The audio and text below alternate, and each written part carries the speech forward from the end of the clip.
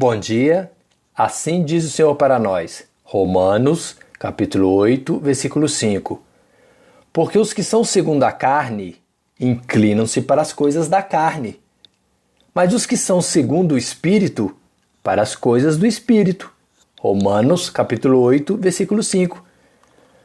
Mas por que as pessoas que são segundo a carne, ou seja, os que são carnais, aqueles que não têm o Espírito Santo de Deus habitando na sua carne, no seu corpo material, inclinam-se, ou seja, desviam-se da presença de Deus para as coisas, para fazer as vontades da carne, do seu corpo material, ou seja, o pecado. E mais os que são segundo o Espírito, ou seja, os que são espirituais, que têm o Espírito Santo de Deus habitando nos seus corpos, para as coisas, para fazer as vontades do Espírito Santo. Porque Deus, onipotente, na sua infinita sabedoria, criou seres com capacidade de escolha, o tão falado livre-arbítrio.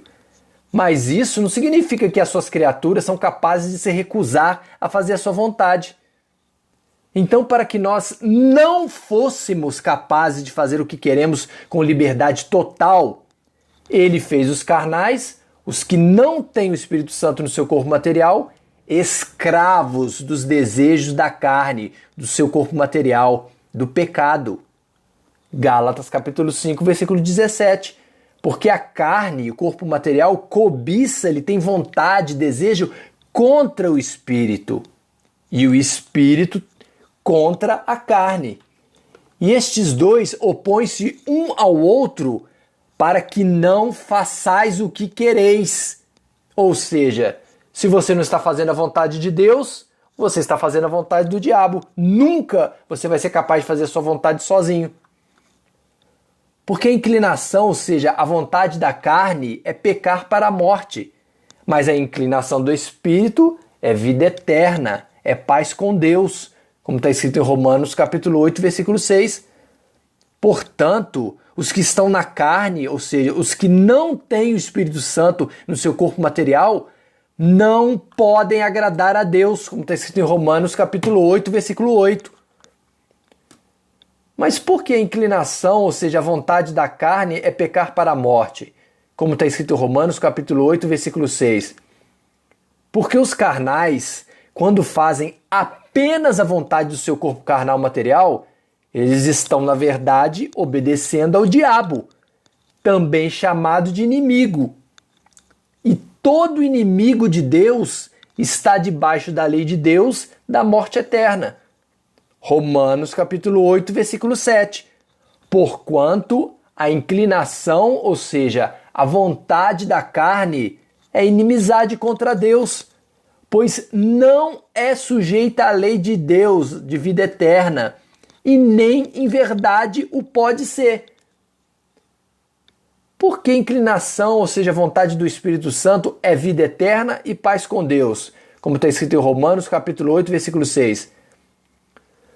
Porque depois que o Senhor Jesus ressuscitou, Ele nos enviou o seu Espírito Santo, o Consolador, para habitar conosco em nossos corpos, dando-nos o poder, a capacidade de fazer a vontade de Deus. Romanos capítulo 8, versículo 1. Portanto, agora, ou seja, depois da ressurreição do Senhor Jesus, nenhuma condenação há para os que estão em Cristo Jesus, que não andam segundo a carne, ou seja, que não fazem a vontade do seu corpo material, mas, ou seja, que fazem a vontade segundo o Espírito Santo de Deus. Romanos capítulo 8, versículo 1. Porque as pessoas que obedecem ao Espírito Santo são também chamados por Deus de filhos de Deus. Esses têm paz com Deus, porque são obedientes ao seu Pai, Deus. E todo filho de Deus está debaixo da lei do Espírito Santo e vida eterna, como seu Filho primogênito Jesus Cristo está.